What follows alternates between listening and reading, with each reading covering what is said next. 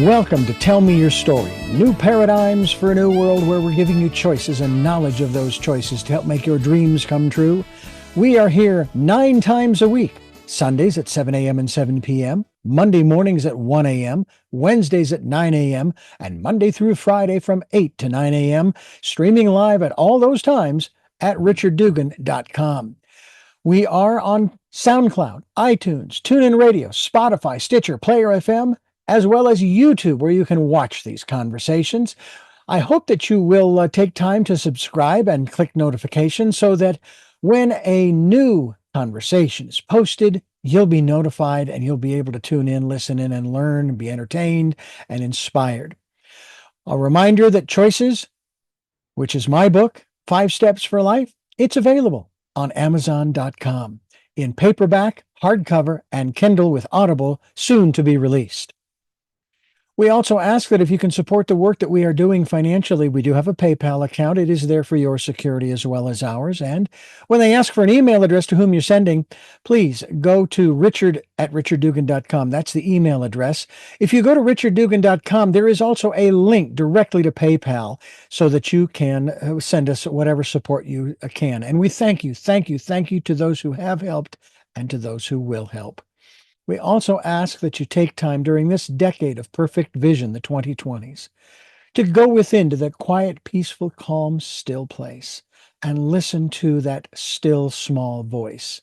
And with that, we now take you to our very special interview and guest here on Tell Me Your Story.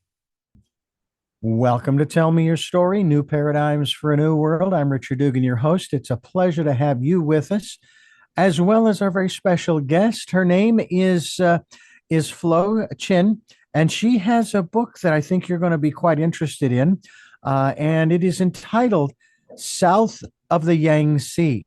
And first of all, Flora, thank you so much for joining us, Flora Qian, for joining us here on Tell Me Your Story. Thanks for having me, Richard. I am always intrigued by the stories that people bring out of their native country, and even more so because of my brother. Now, my brother, I bring this up because my brother, he worked for Disney before his retirement. He's younger than I am, and he's already retired. Amazing. Mm-hmm. And he flew all over the world helping to build the various amusement parks for Walt Disney. One in particular, I believe, in China. Is it Hong Kong or Beijing? I can't remember where. But he also took my parents to China for, I don't know if it was 2 weeks or what have you. There are pictures of my mother and father standing on the Great Wall and on and on and on. So obviously, my brother has this affinity for China. I'm intrigued primarily by the 5,000-year-old medical community, if you will, alternative medicine, as we like to call it in the States. You have a rather intriguing story about your experiences growing up. And your book, of course, is only about a year or two out, and you have actually won what is this, Proverbs Prize? Is that how that's pronounced, in 2022? Right. Proverbs Prize. Proverbs. Thank you. Let's start from the beginning. Again, you were born and raised, if I'm correct, in Hong Kong. And am I in Shanghai? Shanghai. In Shanghai, actually, yes. And I'm curious as to the kind of life that you experienced. My father, who was born in 1931, grew up in the Depression. I asked him about that. He said, what was that like? He says, well, we didn't know any different. That's what they may have called it, but we always had food on the table. It wasn't a huge amount or that kind of thing. So I'm just curious. I hear this sometimes from folks from other countries, like from some of the, the more totalitarian type countries, Russia and so forth. Mm-hmm. Oh, we had a wonderful, all in all, it was really good. The government was one thing, kind of like here, the government's one thing, but our lives are a whole different thing. What was your experience? Right. So I grew up in the 1980s, in Shanghai. And, at the time, it was just a few years after the Cultural Revolution, which ended in 1976. So everything was still picking up from the ashes, and there was poverty everywhere, but people didn't mind, because it has such a it was such a positive time. Everything was developing. Mhm. I remember as a child, my parents used to tell me that everybody earns 36 yuan a month, regardless of what they do. So there was a saying at the time, that building an atom bomb is no better than selling tea eggs on the street because people earn the same monthly salary. Um, but then when I was growing up in the 90s, the planned economy shifted towards market economy, and suddenly everybody does not earn the same money anymore. And in the process of lots of state-owned companies turned private, many adults I knew were laid off and lost their identity, belonging to a work unit. But later, it was the same adults I knew who went into the stock market and got wealthy really quickly. It was a very confusing time, that all these drastic changes happened. I think when I was in high school, the social economic differences among people I know, was already quite evident. And I think, these change of game rules, these change of values were very confusing for my parents, and even more so for people of my generation who grew up in this time. Mhm. This is one of the other aspects of it that I'm just curious about in terms of how you view this. The phrase that is most often heard by people who, in many instances, and I'm not being critical here, who've lived nowhere else in the world but in the United States, and they will make the statement that this is the greatest country in the world. Now, you can use whatever barometer you want to define what is the greatest. Um, and I would even put that question to them. Okay, where else have you lived on the planet? Now, my brother and I had a wonderful conversation because he's traveled all over the world, China and France and Japan and just all kinds of other countries where again they're building the Disney amusement centers. And he would talk about his experiences with the people, mostly the construction workers, and their demeanor and so forth. So the only other place I have ever lived, if you want to call it living, it was a vacation, was Ireland. I've been to Ireland twice, but it's Mm. been 20 years since the last time my wife and I were there, and I am in the process now of making our third trip, and it'll be next fall in 2025 that we're going to travel. I'm hoping that I can turn it into a permanent move. I would love to live because I love the people.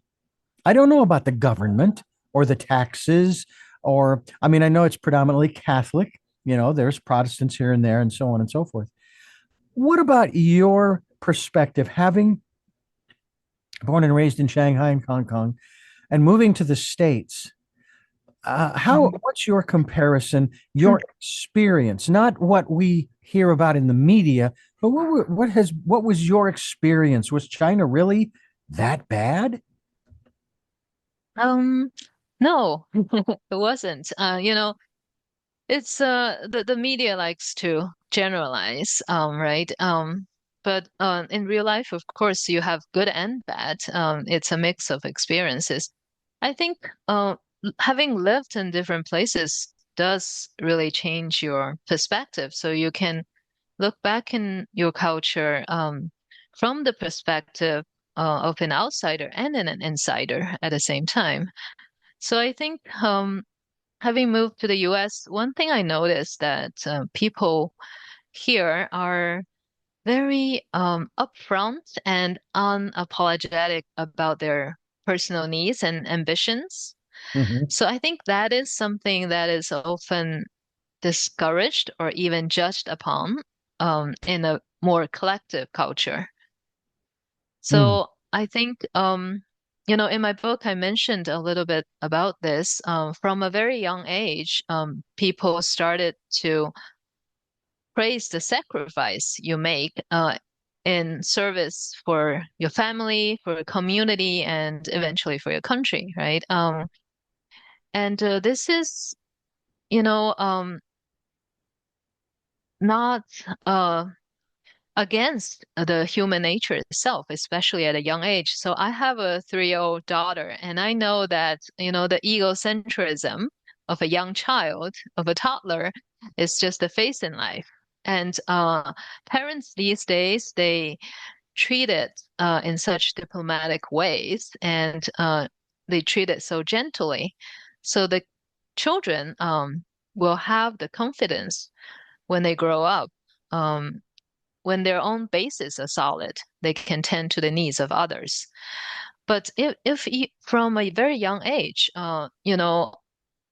the unreasonable selflessness is emphasized, that would often make people start to put up on a show in front of people they know, um, but they can be extremely selfish, outside of their own community. Hmm. A thing I like, and of course, this has been done many, many times over the years. This is your debut novel, if you will, Hmm. that is fiction, but it weaves actual historical events, if you will, into the story, which I find fascinating. And just a side question here: did AI have anything to do with the writing of this book? No, no, I'm a technology dinosaur. I, yeah. I have to wonder who is the author if AI has anything to do with it. And I want nothing to do with Hmm. AI from that context. My creativity, Hmm. I've got plenty of creativity up here. Um, I'm Hmm. curious. Let's move into some other areas again of this being a novel. And this is the story. Now, is this young girl that's in the story, is there a certain element of autobiographical bent, sort of talking about you? And by the way, when you use the term turn of the century, that used to mean Hmm. from the 1800s to the 1900s. And I'm still Hmm. getting used to that. Yes, the turn of the century from the 1900s to 21st century. It still sounds kind of Hmm. weird. But talk to us a little bit about the connection between you and the main character in your book. Right. So since I write in first person, people often ask me this question. I think the story is definitely inspired by my own childhood, growing up in Shanghai in the 1980s and 1990s. Um, the events are fictional, so are the characters. For example, so the grandfather character in my book is a combination of both my paternal and maternal grandparents, and also one of the brothers of one of my grandparents. So, it is not one specific person, Mhm. but I think what is more important in fiction is the emotional truth, right? Not the factual accuracy. So my feelings for my grandparents are there, and my feelings for that particular generation is there. Mhm. Um, so I think a more important question here, I think, is the authorial distance. How far away is the author stands um, in time, and how far away, um, I mean, how much self-awareness does the author have about the meanings of these events, right? So I think in my novel, the narrator Yinan is, of course, older. She is in her mid 30s, and she is looking back in terms of time. On the other hand, she is just awakening from herself and looking at her old world and her old experiences with a fresh new perspective. So she is transforming when she is narrating the story. So I think that emotional distance is very close. And that is the kind of intimacy and poignancy I wanted to create for the story. Hmm. Flora Qian is my guest here on Tell Me Your Story. I'm Richard Dugan, your host, and I am fascinated by a history in terms of not just the actual events, but the way that we view it. It's kind of what you're sort of bringing forward as well, and also that emotional connection. Uh, I do remember a little bit of world history, which is what it's called here, when it comes to learning about other countries, other peoples. And of course, it was cursory because, well, there are so many other countries in the world. I think there are close to 200 official, I guess, by the UN's standings.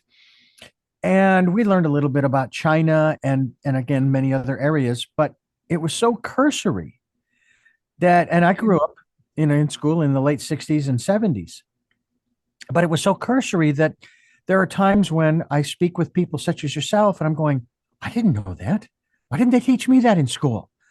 Uh, because it seems to me like the people, the citizenry, you and I, um, we have such a different experience here in Santa Barbara, where I live. You live in New York. Here in Santa Barbara, which is referred to as the American,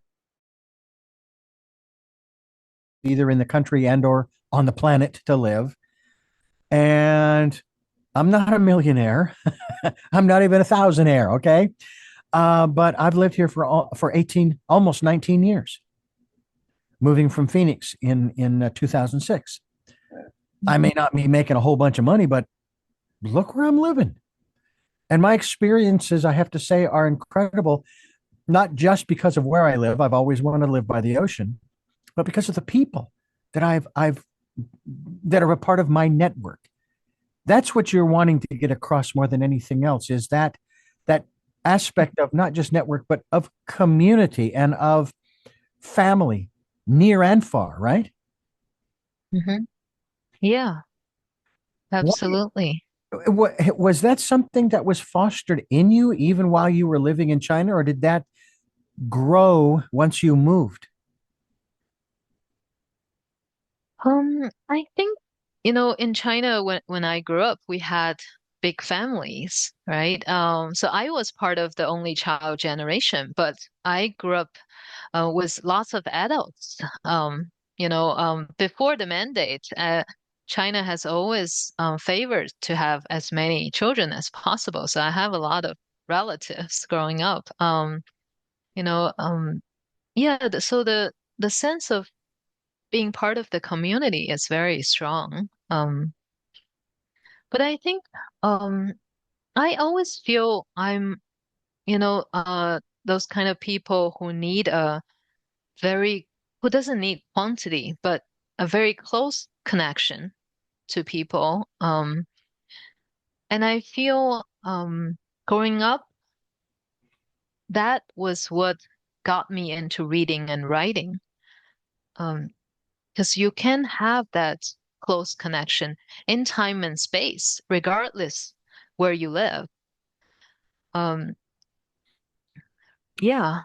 I find it fascinating because I am a strong believer, and I encourage people on this program and other areas of my life too, to create a network of people in your Hmm. life.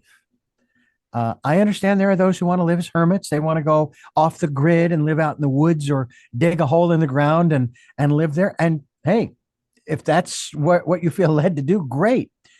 But but from a more philosophical standpoint, if it were intended for us from the beginning to live solitary lives, I'm pretty sure science has pretty well laid it out.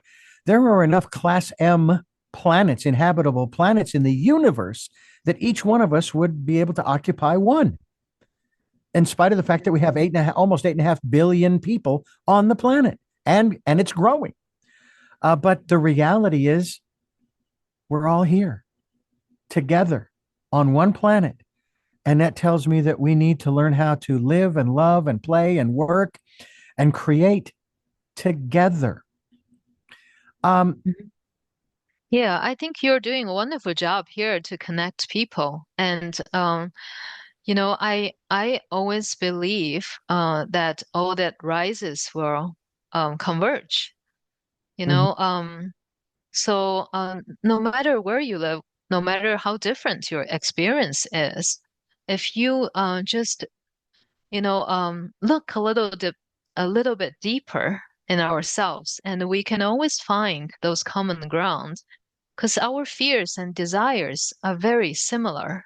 mhm. Um, the desire to love, the desire to be heard and not to feel alone. Those are very similar, no matter where you're from. Flora Qian is my guest, and it's a beautiful book. I think you should go ahead and get a copy of it. Yes, I do. I'm sure it's available on Amazon. It's called South of the Yangtze. It's a fiction, but it draws from Flora's life experience, and we're going to talk more about that as we continue here on Tell Me Your Story. I'm Richard Dugan, and it is a pleasure to have Flora Qian as our guest here on the program. I want to go into another area. There are many areas. My mind is awash with questions, but I have to kind of try to stay focused here a little bit. I want to talk about language and the challenges that we have crossing the great divide between languages. I'm pretty sure my mother grew up learning Spanish as well as English being her first language because she was born here in the States and so forth. Um, and I would hear my mother and her mother, my grandmother, talking in Spanish, and I would just sit there and listen for my name. If I heard my name, then I would come a running. But I took Spanish in high school for a semester. I speak, as they say, muy poco español. Mhm. I I have learned that learning the language, any language, is learning a code, learning how to decipher a code. But Mhm. the languages of, if I'm correct in this description, of the Asian countries, which encompasses not just, but the countries of North and South Korea, Japan, China, Vietnam, the Southeast Asian countries, and so forth, they aren't characters like we would see them here, in English speaking countries. In the Middle East, the Arabic language and the derivations thereof, those aren't characters that we would recognize.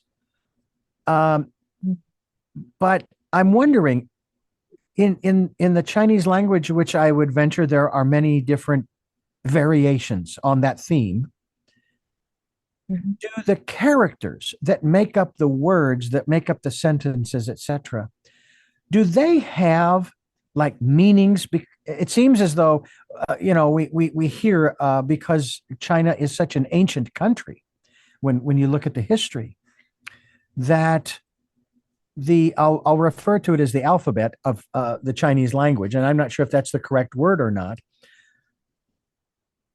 Uh, Um, the Hebrew language, the letters have a legend, they have a tone, they have a mhm. vibration, they have a story, and so forth. Do the characters in Chinese have something similar in that regard?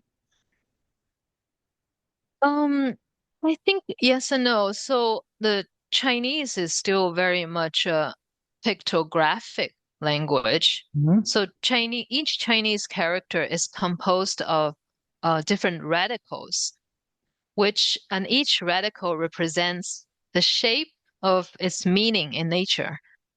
So, for example, the Chinese word mountain looks like a mountain with three peaks. And the Chinese word water looks like water with the motion of waves.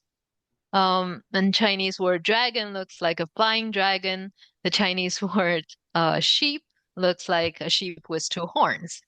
Um, so I think this pictographic trait of the Chinese language allows people who use it to share imagination Hmm. and also create that close-knit community. Um, on the other hand, if your character, mountain, has three peaks, is it easy to imagine a mountain with four peaks or other shape, right? And another example, the Chinese word man is composed of radical field and strength. So the word man means a person who is strong enough to work in the field.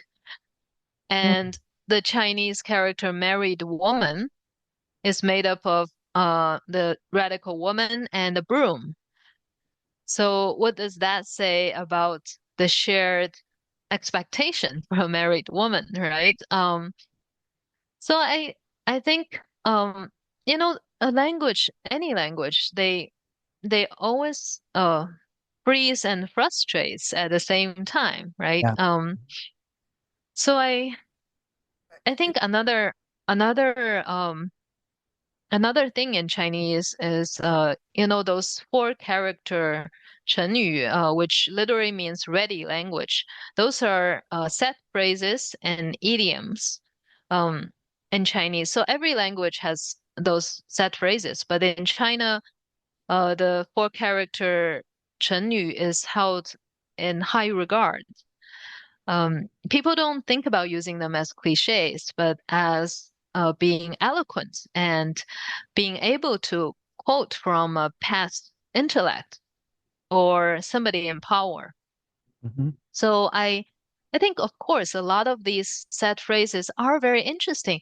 They have historical context, right? And you know, and they have wisdom in it. I actually listened to one of your podcasts, where you mentioned that phrase 塞翁失马, which means the old man who lost a horse, and is that bad fortune, right? You mentioned that one. That, Um, yeah, I was really impressed. So I like that story. So there are a lot of phrases like that. Um, but on the other hand, I think people sometimes overuse them. hmm. Um, for reasons of mostly security, because over the past 2000 years, there's so many emperors who tried to silence opposing views. So for people, the only safe way to express themselves is to quote from the past. Um, I think if you read books such as Life and Death in Shanghai, there are scenes where the prisoner and the Red Guard in an argument, both quoting from the Mao's Little Red Book, because at the time, those were the only safe phrases to use. Oh. Yeah, it seems as though the various countries that have a rather ancient past, like China, uh, Mhm. the newer countries seem to be going through those same machinations, if you will, that these other large countries like China and so forth and India have gone through. And it's almost as if, even though I do also love the quote about, those who uh, do not learn from history are doomed to repeat it. Uh, that seems to be the case. That, and I even had a guest when I made the comment, I made that statement. They said, "Learn what?" Which I thought, "What do you mean, learn what?" Learn from it so that we don't make, shall we say, the same mistakes twice or three times or four times or however many times it is that Mhm. we're going to make that mistake. And unfortunately, we don't seem to be learning from history. Is there any sentiment like that within the Chinese people, the Chinese philosophy, and so forth, where we there are certain things in our society that don't work. We We need to find new ways of doing things. This is what we promote on this program. You look around, and specifically in this country, and again, I'm not disparaging this country by any means, but the old ways of doing things don't work. All you have to do is look around you and see that they don't work. And one of my guests made the comment about the institutions. I said, "Yeah, well, we should tear down the old institutions and build new ones that serve the people better." He says, "No, no, no, no, no. You don't want to tear down the old ones. All you do is you build the new ones that make the old ones obsolete." I thought, well, that's a better idea. But what about, is there any sentiment like that within China, or has there been that, we've done this before and it didn't work, but why? So why are we doing it again? Right. History is very important. But in China, sometimes history is not to be freely discussed, right? So right. So Don't. in my book, the Tiananmen Square massacre in 1989 is a big part of it. And I also wrote about the SARS epidemic in 2003, and in 2010, the beginning of the Hong Kong protests. These topics, they don't, even the Cultural Revolution, many people don't discuss them. And I think it was during the Hong Kong protest in 2019, the height of it. Mhm. I realized that the younger generation in China growing up, they started to not having the first-hand information about things like the Cultural Revolution. And that would make them to rather believe the version the government was telling them, if your parents didn't go through it. And this is not something you discuss in the public space. So you started to believe, the other reality. Mm. And then during the COVID pandemic, I realized some younger people in China who has not experienced poverty. When I grew up in the 1980s, it was still predominant. Um, and also never really experienced the iron fist of the government was shocked for the very first time when the very strict quarantine rules Mm. was happening. So I think it is really important to tell stories, because the history is relevant. And especially if you are from a society that does not discuss these things, does not discuss, generational trauma, does not discuss politics enough. I think, of course, it is not a novelist's job to promote any political ideas, but it is, to detail those nuances in humanity, as you mentioned, to create a network, to connect more people even outside of your own circle. Um, yeah. Well, I find it interesting that the other side of the coin, if you will, when we talk about history, is that the shorter the distance from the present to that event in the past, the less we know about it. But as time Mm. goes on, we learn more and more and more about the details. I have a feeling, and I not that it's ever concerned me or kept me up at night, but I would think that probably in my lifetime we will eventually get to the truth, for example, of Hmm. who actually orchestrated the assassinations of John F. Kennedy, Martin Luther King, Bobby Kennedy, and the list goes on. One day we will get the truth. But what I find so fascinating is that we are so quick in this country in particular to pass judgment on an event that in some instances we're still watching unfold. And yet we've already come to a conclusion. Oh, well, that must have been what happened, that this person did that and that person did this. And how, you don't know. And I use this analogy of 10 people who witness a car wreck in an intersection. Well, first of all, you're Mhm. going to get 10 different um, perspectives and descriptions of that accident. But it isn't until the investigation is done, is gone through and completed, that they then add context to those different perspectives and they get a full picture of what really happened. I mean, you mentioned Tiananmen Square. I know of the massacre. So I don't know how many people died. What I do remember is that young man facing down the tank. I don't know what happened to him, but that's the image that, Mhm. that we in the West have of what happened then.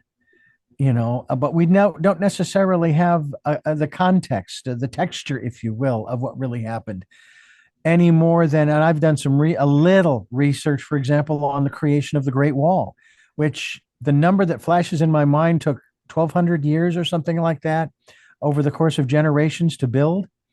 I don't know if that's quite accurate, but the reason behind it, and that in spite of it, it didn't really accomplish the goal that it set out to, because the conquerors, if you will, that wanted to come across still managed to find a way, you know? Mhm. So I do find that interesting, and I would hope that we would reserve judgment. I mean, I keep hearing, for example, when we celebrated the 500th anniversary of Christopher Columbus, quote unquote, discovering the new world. Back when I was in school, this guy was, revered. Oh, what a great explorer! What the discoveries! But as time went on, and we got to that 500th anniversary, I had three different versions of this guy's history. He was an angel, he was a devil, and he was somewhere in the middle. And I'll stick with the somewhere in the middle, because Mhm. we all have our light and dark sides. If you don't talk about it, and if that was the rule in China, then how do you know where you come from? Yeah, right. So I think that is the lack of connection. That is the kind of isolation I felt growing up. So I need that deeper connection. I need that connection through history. But yeah, because China just went through, such traumatic um events like the Cultural Revolution. People don't even trust their own family, right? So yeah, so it was not something, not that kind of mentality to be changed overnight. It takes time. Mhm. Have you noticed any of that, shall we say, rearing its ugly head in the last 10 or 15 or 20 years in this country? I think, unfortunately, the political dichotomy has been plaguing people these days. Mhm. Um, it's the same with Hong Kong when the protests were going on. I feel like the polarization of people's views, the color of their politics, really made everybody so unhappy. And you know, we, I don't know enough to comment on events in the U.S., but I think that this is a general trend happening all over the world. I think perhaps thanks to social media and among other reasons. So I think it is time for us to really listen and listen again, listen to each other. Because there are so many people always talking, you know. Nobody's But listening. right. And the wonderful little metaphor is that God gave us two ears and one mouth, not one ear and two mouths, which Yeah, sort of right. emphasizes the whole listening thing. We're talking with Flora Qian and her book, South of the Yangtze. It is fiction, but it weaves the history of China into the story. And you are listening to Tell Me Your Story. I'm Richard Dugan, your host, and Flora Qian is my guest here on the program. We're talking about her latest and first novel, first writing, South of the Yangtze. Where is the Yangtze? So Yangtze River is the biggest river in China. So there are two major rivers, Yellow River on the top near Beijing, and Yangtze River moves through the middle of China. So I think a Chinese native usually would say, above Yangtze River is the northern part and below is the southern part. Although if you're from Hong Kong, everything is north for you. I seem to recall on a map. Yes, Hong Kong is due south, and everything would be north.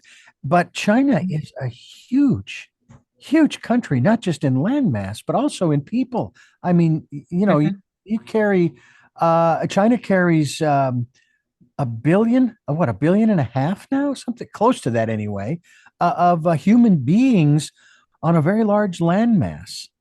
Um, is there uh, there's part of me that can answer this question myself, but is there a problem with space for everyone in spite of that big building boom that China had for a while?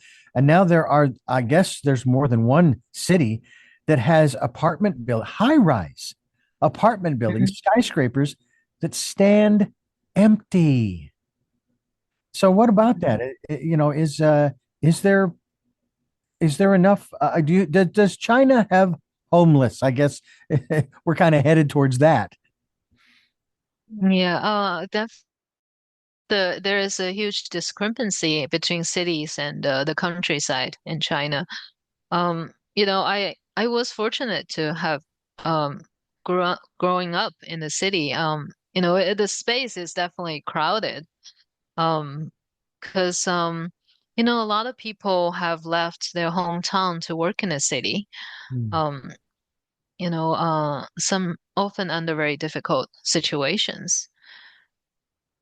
And I think, China, as you mentioned, it's very diverse. So, people speak different dialects, and we often don't understand each other, right? So Hmm. even in my book, I mainly focus on south of the Yangtze Delta area.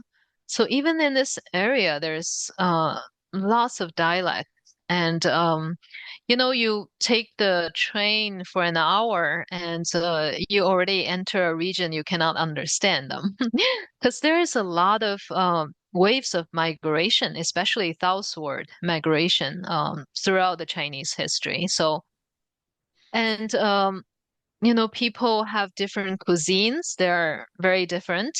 There are eight major cuisines in China. The spicy and the sweet, for example, are different. And I think in my book I also touched a little upon the aspect of language assimilation. Hmm. So when I was growing up, so my native language is actually not Mandarin, it's Shanghainese. It's a local dialect. But when I, right, yeah. So Mandarin have four tones, Shanghainese have eight tones, and Cantonese have nine tones. So, uh, Wow. dialects, yeah, dialects are even harder to learn. But as we grew up speaking it, so it's not that hard for us. Exactly. And yeah, but I remember when I was in middle school in the early 90s, my teachers were speaking our local dialect, Shanghainese. But as I moved to high school, we have many people coming from different regions of China and primarily taught in Mandarin. So I remember that kind of curiosity and resistance towards language assimilation when I was a teenager. And of course, over the past decade, I have seen that happening again in Hong Kong. And Hong Kong people has the same resistance to forsake their very strong regional identity and dialect. Um, so I think, you know, I felt a lot of empathy for Hong Kong because that was what exactly what I had experienced growing up. It's an interesting uh, anomaly, if you will, in the United States, where if you live in the southern part of a community, Mhm. it's considered to be the quote unquote the wrong side of the tracks. It's poverty, it's all of these. Is that the same kind of thing that happens in China too? If you're south of a particular line, you're living you're not living large, you're living very, very small. I mean, we're talking poverty here. Whereas Mm. if you're on the other side, you probably have wealth, you probably are doing well, middle upper class kind of thing. Although I know those kinds of things probably, well, I guess now they do kind of exist in China, don't they? The classes, economic classes. Is that something that does exist? The north of the tracks, south of the tracks kind of thing. Yeah, I think in China it probably is reversed. People the more the more prosperous provinces are in the East Coast and the South, you know. Um I think but it's of course generalization and I think there are some discrimination varies from province to province, and there's of course something between the cities and the countryside. Um, yeah, but um, Yeah, yeah, I think it's similar it's just maybe different as the directions. US. One of the things I Yeah. find interesting that I just thought of was this whole thing about the nationalization. I mean, there are people in this country that America's first. America's the greatest, and we are number one or what have you. And I'm thinking, Mhm. well, okay. I mean, if you're going to rank them, somebody has to be number one. If there's a line, a queue, someone has to be at the front of the line, and there's going to be someone at the back of the line, and there'll be people in the middle. Same thing with countries and so forth. Is there uh, that mentality, that so to speak? I don't know if I even want to use the word patriotism in China regarding China. Maybe not so much the government, although maybe that is the case too. What is the sentiment in terms of nationalism, or if you want to use the word patriotism, another word? Mm. Well, I think there is nationalism, and I think unfortunately I feel that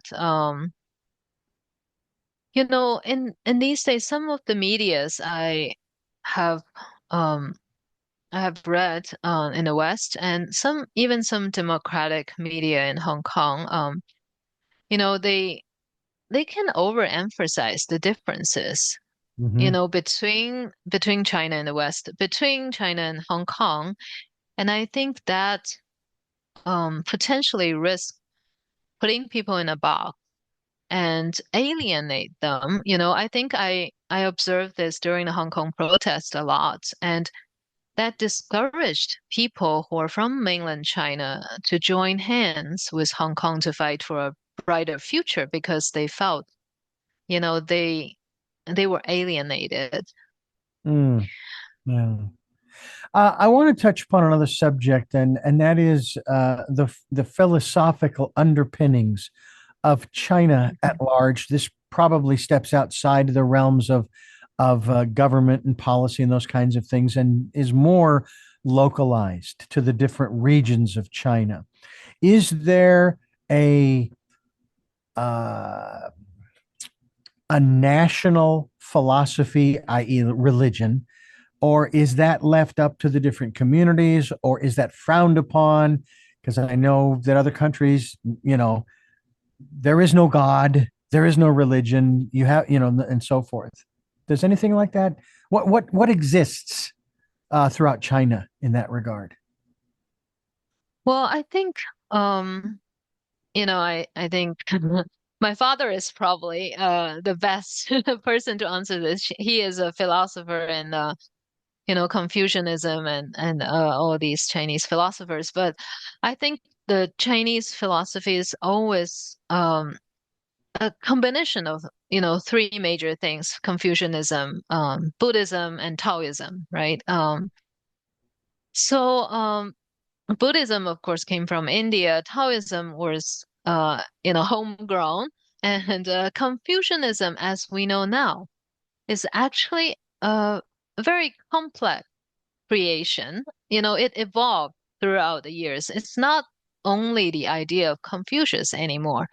It was influenced throughout the years, by this the one school called in Chinese we call 法家, the school of laws, which is often used by emperors or authoritarian leaders to create this system of obedience. Hmm. So Confucianism is a mixture of things. I actually think if Confucian himself is alive today, he would not agree with the so-called Confucianism that is promoted by the government these days. And of Hmm. course, during the Cultural Revolution, Confucianism was the target, because it's up to their definition of what Confucianism actually is, right? Yeah, so I think it is a very complex matter.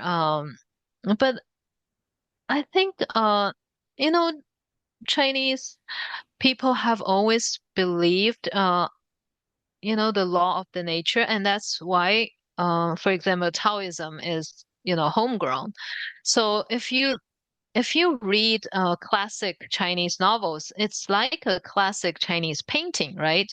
So you see mountains, you see trees, you see landscape, you see clouds, but the human figures are very small, and we don't see much expressions on them because what they think is not very important. It's more important is they are part of this natural scene and being in harmony with nature. So I find many classic novels are like this, and they are exciting recounting of events and their repercussions, but they don't linger in a single individual mind for long. That of course changed, in the 20th century, um, after all these movements, and the literature we see today are no longer like that. But that kind of influence is still there.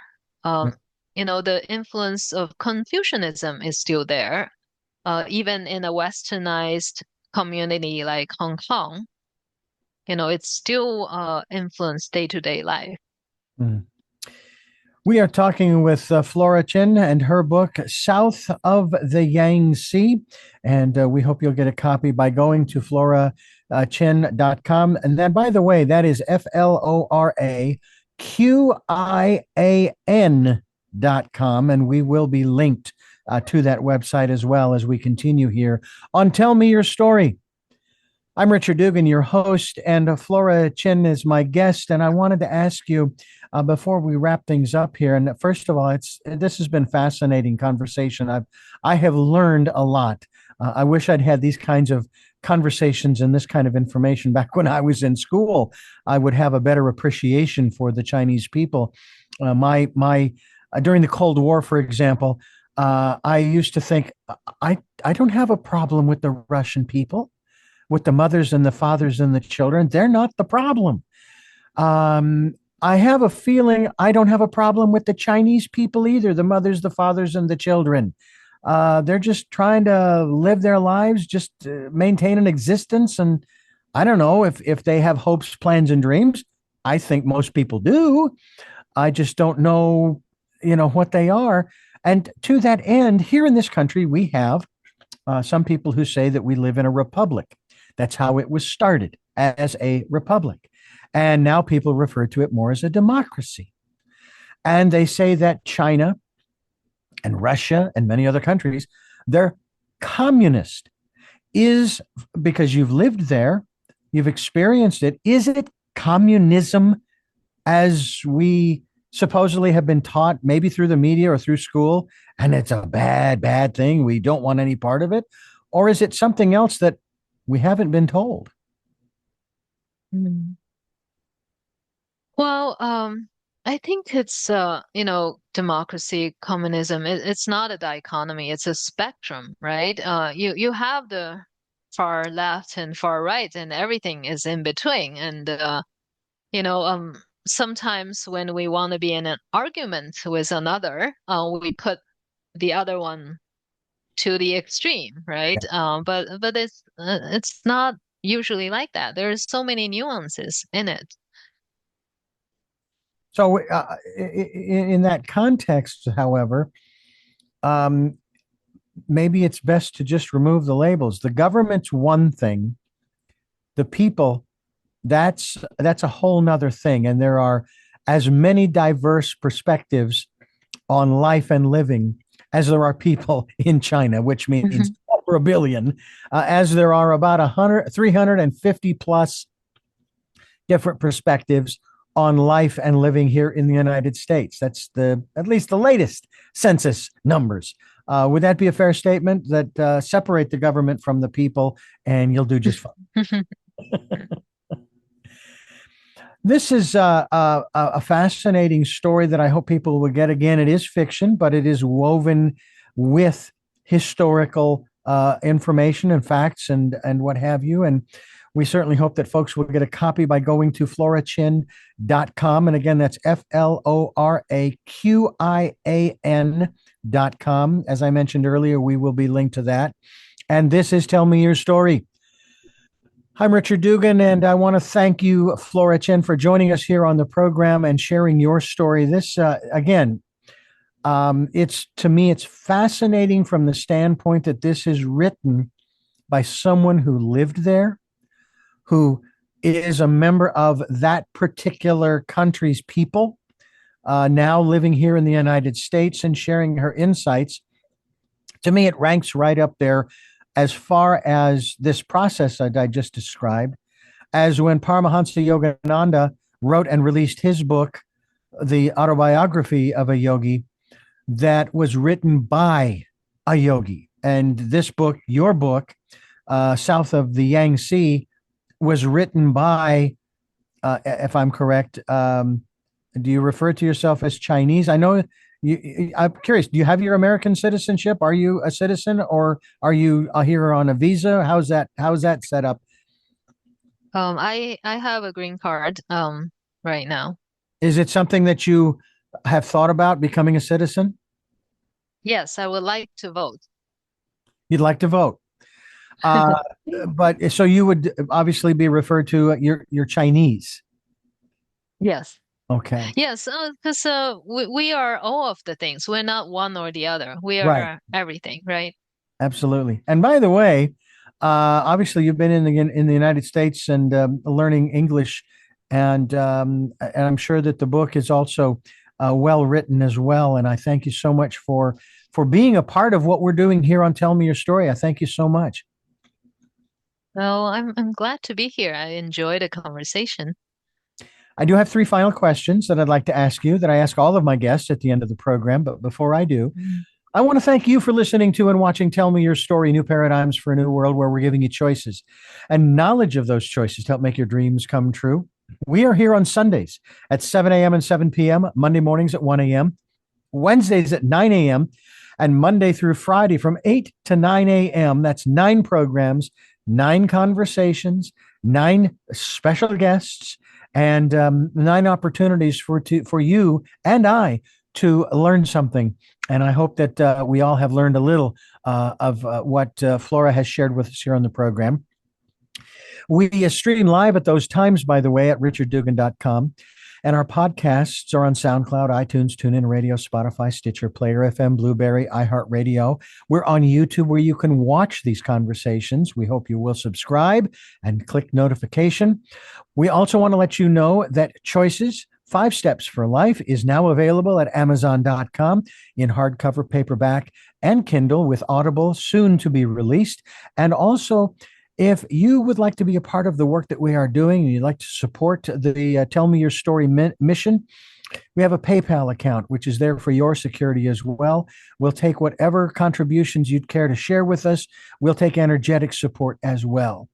We also ask that you take some time during this, the decade of perfect vision, to go within to that quiet, peaceful, calm, still place and listen to that still small voice. The first of the three questions that I ask all of my guests is, and I ask you, who is Flora Qian? Okay. Um, I am a writer. I work mostly in fiction, and I was born and raised in Shanghai. I lived in Hong Kong. I moved around a lot. I'm now in New York City. I'm a mother of a 3-year-old daughter, and I really need more sleep. This is what I've heard. I have no kids, but this is what I've heard. And setting that part of it aside, what gets you up in the morning?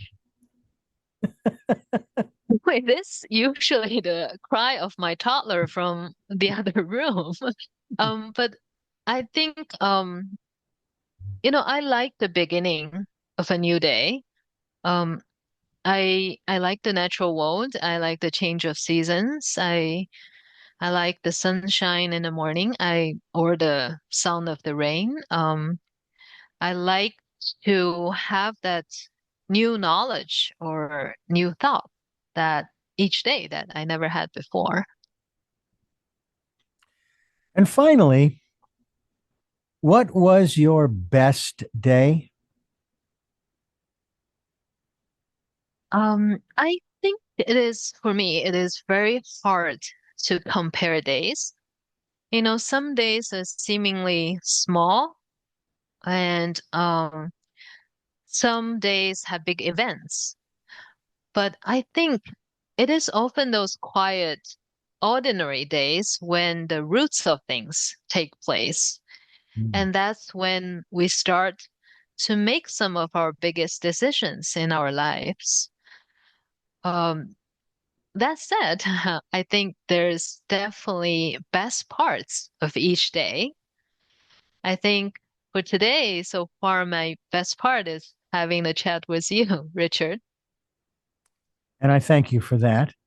And again, thank you for being a part of what we're trying to do here to bring an understanding between peoples, regardless of how far apart the distances might be. The reality is that we are all connected. And I thank you for connecting with us here on Tell Me Your Story.